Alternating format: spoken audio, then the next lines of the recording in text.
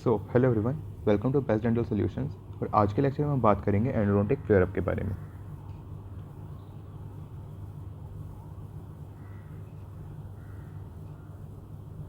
अब endo flare up क्या होता है?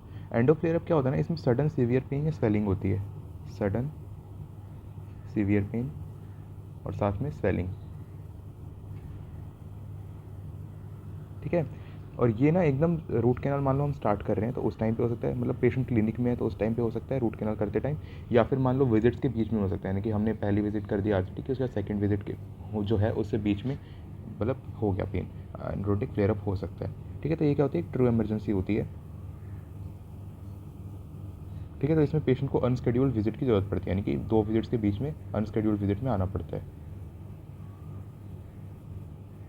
ठीक है, और इसका इंसिडेंस क्या है, लगभग 1.4 से लेकर 19% केसेस में हमें देखने को मिल सकता है ये। ठीक है, अब इसके प्रीडिस्पोजिंग फैक्टर क्या क्या होते हैं, यानी कि क्या क्या ऐसे फैक्टर हैं जिनकी वजह से हो सकता है ये। तो एक तो होता है, अगर मान लो pre operative history of pain है, यानी कि हम आरसीटी कर रहे हैं उससे पहले पेशेंट को हिस्ट्री है पेन की। Pre operative history of pain. ठीक है, यानी कि पेशेंट को पहले से पेन या स्वेलिंग है तो फ्लेयर अप का चांस क्या होता है, ज़्यादा होता है। ठीक है, प्री ऑफ पेन और फ्लेयर अप के बीच में ना काफ़ी स्ट्रॉन्ग कोरिलेशन है। फिर उसके बाद पल्प पेरियापाई का स्टेटस पे डिपेंड करता है।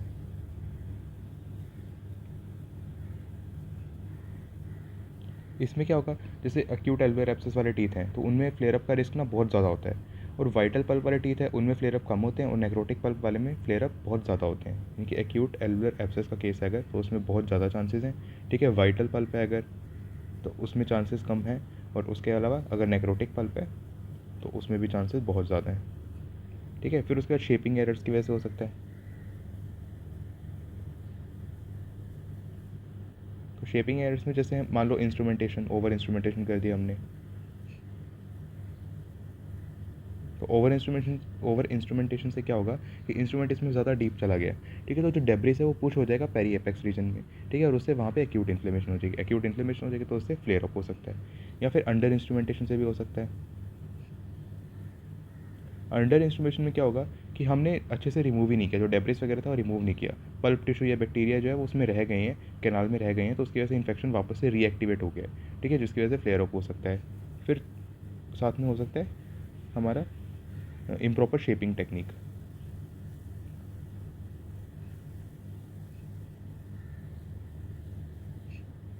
ठीक है, जैसे हमने स्टेप बैक टेक्निक यूज़ कर दी तो उससे क्या होता है, डेब्रिस बहुत ज़्यादा पुश हो जाता है पेरिरेडिकुलर रीजन में। ठीक है, तो हमें generally crown down technique use करनी होती है। इसके अलावा एक और क्या दिक्कत हो सकती है, अगर मान लो इरिगेंट का एक्सट्रूजन हो गया। इरिगेंट एक्सट्रूजन हम कौन सा इरिगेंट यूज़ करते हैं, सोडियम हाइपोक्लोराइड। तो इसको हम बोलते हैं सोडियम हाइपोक्लोराइड एक्सीडेंट। ठीक है, तो इसके बारे में थोड़ा सा देखते हैं एक बार। तो सोडियम हाइपोक्लोराइड एक्सीडेंट क्या होता है, मान लो NaOCl या फिर कोई भी अदर इरिगेंट हम यूज़ कर रहे हैं, कैनाल के बियॉन्ड चला जाए अगर वो, यानी कि मूव बियॉन्ड द कैनाल, तो उसकी रीज़न उसकी वजह से क्या होगा, फ्लेयर अप हो सकता है। ठीक है, अब इसमें साइंस क्या होते हैं, क्या क्या हमें देखने को मिलेगा। एक तो सडन सीवियर पेन होगा, सडन सीवियर पेन। और ये पेन कब होगा, जब मान लो पेशेंट LA के इन्फ्लुएंस में नहीं है। ठीक है, LA नहीं दिया गया पेशेंट को तो सडन सीवियर पेन होगा। और अगर मान लो LA दिया हुआ है तो उस केस में क्या होगा, पेरीरेडिकुलर इरिटेशन होगी।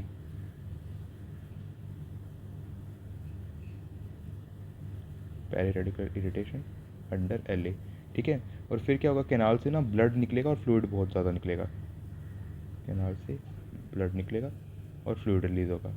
ठीक है, फिर उसके बाद स्वेलिंग या बलूनिंग हो सकती है सॉफ्ट टिश्यू की। स्वेलिंग या बलूनिंग ऑफ सॉफ्ट टिश्यू।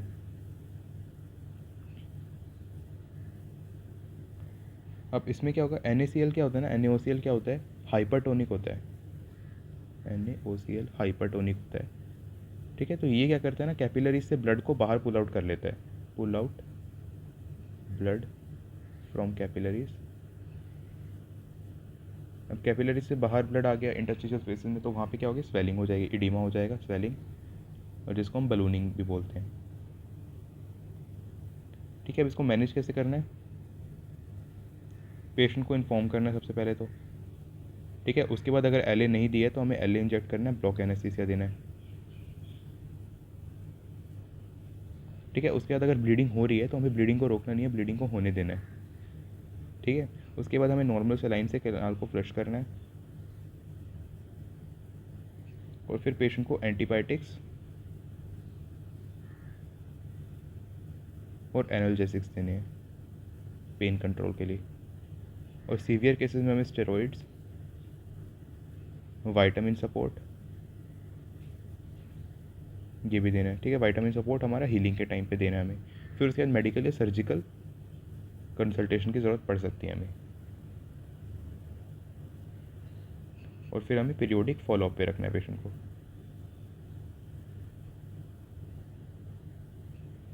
अब इसको प्रिवेंट कैसे करें सोडियम हाइपोक्लोराइट इंसिडेंट को? प्रिवेंशन के लिए एक तो हमें पैसिव इरिगेशन करनी है, यानी कि ज़्यादा प्रेशर नहीं लगाना।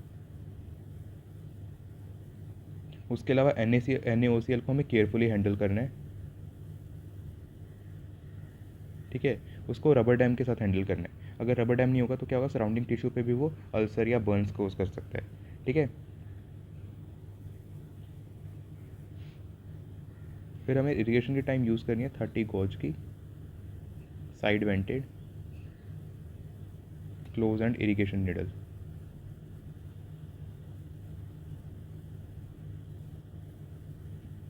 ठीक है। पोस्टीरियर टीथ में ना, पोस्टीरियर टीथ में जो निडल है वो 2 to 3 mm शॉर्ट होनी चाहिए वर्किंग लेंथ के। और एंटीरियर में क्या होना चाहिए, 1 mm short of working length. ठीक है। इसका मतलब समझ रहे हो कि अगर मान लो हम ज़्यादा लंबी निडल ले लेंगे तो उससे क्या होगा, जो इरिगेंट है वो पुश हो जाएगा पेरीरेडिकुलर रीजन में। तो हमें छोटी निडल लेनी है ताकि वो पेरीरेडिकुलर रीजन तक पहुँचे ना, एपिकल फोरामेन जो है वहाँ तक पहुँचे ही ना निडल। ठीक है। तो हमें मोलर्स में तो लेनी है 2 to 3 mm short of working length और उसके बाद पोस्टीरियर में लेनी है 1 mm short of working length. ठीक है। और ओपन एपेक्स टीथ जो है, जिसका अपाइकल फोरामेन अभी ओपन है, तो ओपन एपेक्स टीथ में क्या करना है हमें, उसमें एक्स्ट्रा क्वेश्चन रखना है हमें।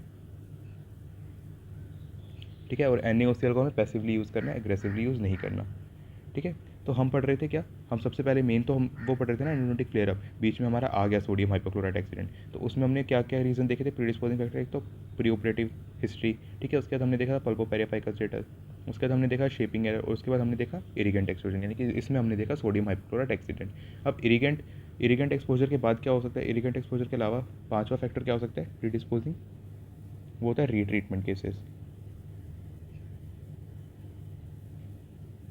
तो रीट्रीटमेंट केसेस में क्या होता है ना, अगर हम मान लो सिम्टोमेटिक अपाइकल पेरिडोंटाइटिस है मान लो पेशेंट को, ठीक है, और उस केसेस में हमें रीट्रीटमेंट कर रहे हैं पेशेंट का, तो उसमें ना जनरली बहुत हाई होता है एंडोडोंटिक फ्लेयर अप का चांस।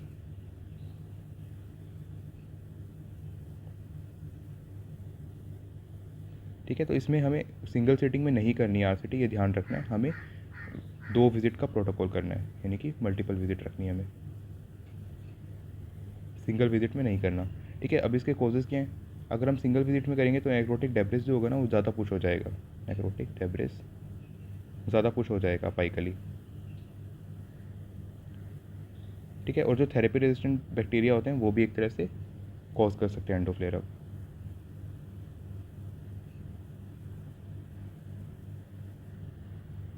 अब इसका मैकेनिज्म क्या है, फ्लेयर अप होता क्यों है, बेसिक सा मैकेनिज्म है, क्रॉनिक इन्फेक्शन होगा।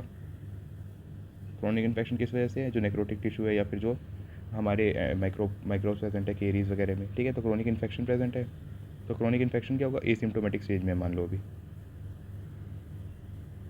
ठीक है। हम RCT हमने स्टार्ट कर दी। ठीक है। RCT स्टार्ट कर देंगे तो इरिटेंट आ जाएंगे उसमें। ठीक है। जो माइक्रोबियल बाई प्रोडक्ट्स हैं या इरिगेंट्स हैं या मेडिकामेंट्स हैं जो हम यूज़ करते हैं वो सब एंटर हो जाएंगे। ठीक है, कैनाल में। उससे क्या होगा, सीवियर इन्फ्लेमेटरी रिएक्शन होगा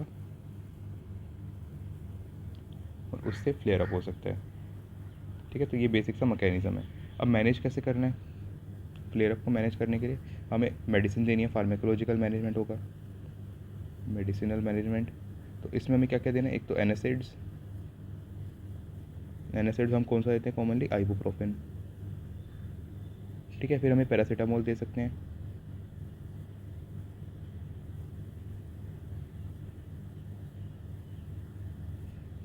और इसके अलावा एंटीबायोटिक्स। एंटीबायोटिक्स हमें तभी देनी है जब मान लो इन्फेक्शन स्प्रेड कर रहा हो। ठीक है। अगर स्प्रेड ना करे, सिस्टमिक इन्फेक्शन ना हो, तो हमें एंटीबायोटिक्स नहीं देनी है। इसके अलावा हमें एंग्जाइटी कंट्रोल करना होगा पेशेंट का,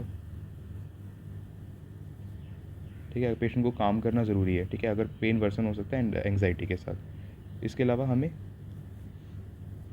ओक्लूजल रिडक्शन करनी पड़ सकती है। अगर मान लो टूथ हाई इन बाइट है तो क्या होगा, प्रेशर होगा, प्रेशर की वजह से क्या होगा, पेन होगा, तो ओक्लूजल एडजस्टमेंट से पेन रिलीव हो सकता है। और फिर हमें लॉन्ग एक्टिंग एनेस्थीसिया देना पड़ेगा।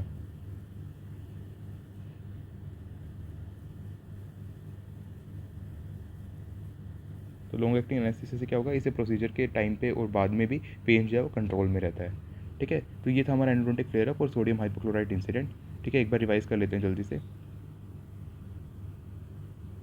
तो एंडो फ्लेयर अप क्या था हमारा, एंडो फ्लेयर अप था सडन सीवियर पेन होगा या फिर साथ में स्वेलिंग भी हो सकती है, और आरसीटी के टाइम पे होता है या फिर दो विजिट्स के बीच में हो सकता है, ठीक है। तो एक ट्रू इमरजेंसी कंडीशन है जिसमें पेशेंट को अनस्केड्यूल विजिट करना पड़ता है, और इसका प्रेवलेंस क्या है, 1.49 से 19%। प्री डिस्पोजिंग फैक्टर क्या है, अगर मान लो pre operative history of pain है, यानी कि आरसीटी स्टार्ट करने से पहले ही पेशेंट पेन की हिस्ट्री दे रहा है, तो उस केस में हो सकता है फ्लेयर अप हो जाए, ठीक है। इसके अलावा पल्पोपेरियापेकल स्टेटस पे डिपेंड करता है। अगर मान लो symptomatic apical acute alveolar abscess है मान लो, तो उस केस में काफ़ी चांसेस होते हैं उस केस में काफ़ी चांसेस होते हैं फ्लेयर अप के, ठीक है। अगर वाइटल पल्प है तो उसमें कम चांसेस होते हैं, नेक्रोटिक पल्प है तो उसमें ज़्यादा चांसेस होते हैं। फिर उसका शेपिंग एरर, अगर मान लो हमने ओवर इंस्ट्रूमेंटेशन कर दिया तो डेब्रिस पुश हो जाएगा पेरियपेक्स में, ठीक है, तो उस वजह से हो सकता है फ्लेयर अप। अगर अंडर इंस्ट्रूमेंटेशन है तो हमने अच्छे से डेब्रिस को रिमूव ही नहीं है, कैनाल में रह गया, तो वो वापस से रीएक्टिवेट हो जाएगा और उससे फ्लेयर अप हो सकता है। फिर उसके बाद इम्प्रॉपर शेपिंग से भी हो सकता है, ठीक है। इसके अलावा इरिगेंट एक्सट्रूजन से हो सकता है, मान लो इरिगेंट जो हम यूज़ कर रहे हैं वो पेरियपेक्स में चला गया, तो उसकी वजह से जो वहाँ पे जो पेरियपेक्स रीजन है वहाँ पे इन्फ्लेमेशन स्टार्ट हो गई। अब इसमें हमने देखा सोडियम हाइपोक्लोराइड एक्सीडेंट, ठीक है। तो इसमें क्या हुआ, sodium hypochloride beyond the canal चला गया, ठीक है। तो इसमें पेशेंट को सडन सीवियर पेन होगा अगर एल नहीं दिया हुआ है, अगर एल दिया हुआ है तो पेरिडिकुलर इरिटेशन होगी, कैनाल में क्या होगा, ब्लीडिंग होगी और बहुत ज़्यादा फ्लूइड रिलीज होगा। फिर उसके बाद स्वेलिंग होगी और बैलूनिंग हमें सॉफ्ट टिश्यू की देखने को मिलेगी। अब ऐसा क्यों होता है, क्योंकि सोडियम हाइपोक्लोराइड हाइपरटोनिक होता है, तो वो कैपिलरी से ब्लड को बाहर निकालेगा, एडिमा होगा, एडिमा के स्वेलिंग और बैलूनिंग होगी। फिर मैनेजमेंट कैसे करेंगे, पेशेंट को इन्फॉर्म करेंगे, फिर ब्लॉक एनेस्थीसिया देंगे, ठीक है। फिर उसके बाद ब्लीडिंग अगर हो रही है तो उसको होने देंगे, नॉर्मल सेलाइन से कैनाल को इरीगेट करेंगे, एंटीबायोटिक और एनाल्जेसिक्स देंगे, स्टेरॉइड दे सकते हैं हम सीवियर केसेस में। विटामिन सपोर्ट हमें देना होगा इन द मतलब जब पेशेंट रिकवर कर रहा होगा तो उस केस में हमें विटामिन, उस टाइम पे हमें विटामिन सपोर्ट देना है। फिर मेडिकल या सर्जिकल कंसल्टेशन हमें करनी है। उसके अलावा पीरियोडिक फॉलोअप पेशेंट को रखना है। अब प्रिवेंट कैसे करेंगे, पैसिव इरिगेशन करेंगे, ज़्यादा फोर्स नहीं लगाएंगे, अगर फोर्स लगाएंगे तो क्या होगा, पेरियपेक्स में चला जाएगा, वो तो पैसिव इरिगेशन करनी है। और फिर हमें सोडियम हाइपोक्लोराइड को केयरफुली हैंडल करना है रबर डैम वगैरह के साथ, क्योंकि अगर वो सॉफ्ट टिश्यू आसपास के सॉफ्ट टिश्यू के साथ भी कॉन्टैक्ट में आया तो वहाँ पे अल्सर्स वगैरह, बर्न्स वगैरह ये सब कर सकता है। अब इसका यूज़ कैसे होगा, यूज़ के लिए हमें लेनी 30 गॉज की side vented close end irrigation needle, ठीक है। और पोस्टीरियर टीथ में हमें 2 to 3 mm short of working length रहना है, और एंटीरियर टीथ में 1 mm short of working length रहना है। ओपन एपेक्स के केस में हमें एक्स्ट्रा क्वेश्चन रखनी है, ठीक है। फिर रीट्रीटमेंट अगर केस, और इसके अलावा और आगे प्रीडिस्पोजिंग फैक्टर हम कंटिन्यू करते हैं तो उसमें एक रीट्रीटमेंट केसेस है। तो रीट्रीटमेंट अगर मान लो हम कर रहे हैं तो उस केस में भी काफ़ी ज़्यादा चांसेस होते हैं कि एंडोडोंटिक फ्लेयर अप हो जाए। अगर मान लो सिम्टोमेटिक अपाइकल पेरिडोंटाइटिस है तो हमें उसकी सिंगल विजिट में नहीं करनी है आरसीटी, मल्टीपल विजिट में करनी है, ठीक है। अब कॉजेज़ क्या होते हैं रीट्रीटमेंट केस में, उसमें नेक्रोटिक डेब्रिस बहुत ज़्यादा प्रेजेंट है, तो नेक्रोटिक डेब्रिस अगर प्रेजेंट है हम एक बार में करेंगे तो पूरा पूरा डेब्रिस एक बार में शिफ्ट हो जाएगा पेरियपेक्स में, तो उसकी वजह से इन्फ्लेमेशन हो सकता है। इसके अलावा थेरेपी रेजिस्टेंट बैक्टीरिया भी प्रेजेंट होते हैं। फिर इसका मैकेनिज्म क्या है, क्रॉनिक इन्फेक्शन प्रेजेंट है, ठीक है, एसिम्प्टोमेटिक स्टेज में। तो अब हम आरसीटी स्टार्ट करेंगे तो जो इरिटेंट वगैरह वो एंटर होंगे, उसकी वजह से क्या होगा, इन्फेक्शन स्टार्ट हो जाएगा, इन्फेक्शन स्टार्ट हो जाएगा तो फ्लेयर अप हो जाएगा। मैनेजमेंट क्या है इसका, मेडिसिनल मैनेजमेंट में हम एनएसएड्स देंगे, पैरासीटामोल देंगे और एंटीबायोटिक्स देंगे अगर इन्फेक्शन सिस्टमिक हो गया, यानी कि इन्फेक्शन स्प्रेड हो रहा है अगर तो। फिर उसके बाद एंग्जाइटी कंट्रोल करना होगा, ओक्लूजन रिडक्शन करना होगा ताकि ओक्लूजन की वजह से प्रेशर ना पड़े बाइट वगैरह पे, और इसके अलावा लॉन्ग एक्टिंग एनेस्थीसिया देना होगा पेन कंट्रोल के लिए। तो ये था हमारा एंडो फ्लेयर अप और सोडियम हाइपोक्लोराइड इंसिडेंट, ठीक है। नेक्स्ट लेक्चर में हम बात करेंगे आफ्टर ट्रीटमेंट जो दिक्कत हो सकती है, आफ्टर ट्रीटमेंट इमरजेंसी जो हो सकती है उसके बारे में बात करेंगे, ठीक है। तो thanks for watching the lecture.